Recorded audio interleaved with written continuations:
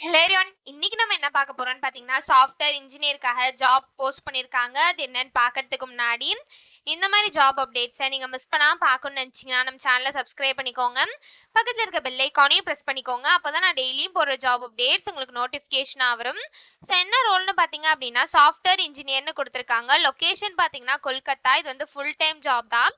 So இந்த ஜாபுக்கு apply பண்ணுறதுக்கான லிங்க் வந்து நான் டிஸ்கிரிப்ஷனில் கொடுத்துட்றேன். ஸோ டிஸ்கிரிப்ஷனில் இருக்க லிங்கை கிளிக் பண்ணிங்க அப்படின்னா பாஸ்வேர்ட் கேட்கும். ஸோ பாஸ்வேர்ட் வந்து இந்த வீடியோட ஸ்க்ரீனில் நான் டிஸ்பிளே பண்ணுறேன். ஸோ ஃபுல் வீடியோ பாருங்கள், அப்போ தான் உங்களுக்கு பாஸ்வேர்ட் கிடைக்கும். ஸோ அந்த பாஸ்வேர்டை நீங்கள் டிஸ்கிரிப்ஷனில் இருக்க லிங்க்கில் என்டர் பண்ணிவிட்டு அன்லாக் லிங்க்னு கிளிக் பண்ணிங்க அப்படின்னா உங்களுக்கு இந்த ஸ்க்ரீன் ஓப்பன் ஆகும். ஸோ இதை யூஸ் பண்ணி நீங்கள் அப்ளை பண்ணிக்கலாம்.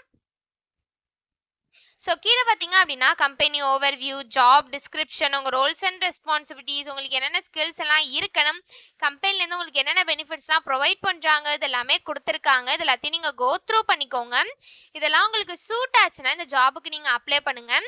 ஸோ உங்களுக்கு பேச்சுலர்ஸ் டிகிரி வந்து நீங்கள் engineering, technology, computer science or masters வந்து கம்ப்யூட்டர் அப்ளிகேஷனில் பண்ணியிருந்தீங்க அப்படின்னா இந்த ஜாபுக்கு நீங்கள் எலிஜிபிள் அப்ளை பண்ணுறதுக்கு.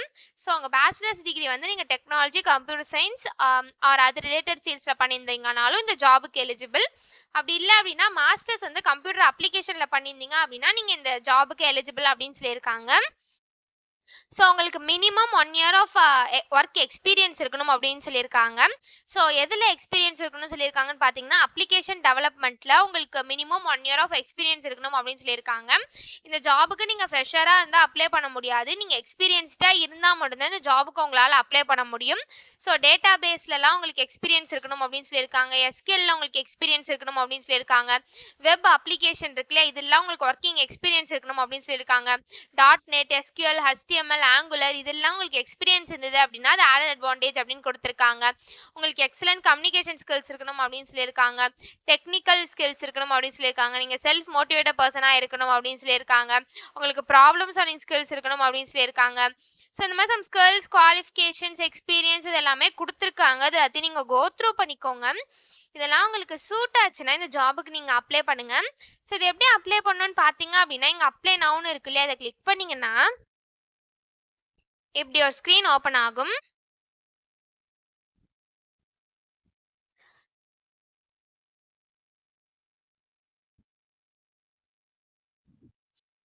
ஸோ இந்த இடத்துல அக்செப்ட் குக்கீஸ்னு கொடுத்துக்கோங்க.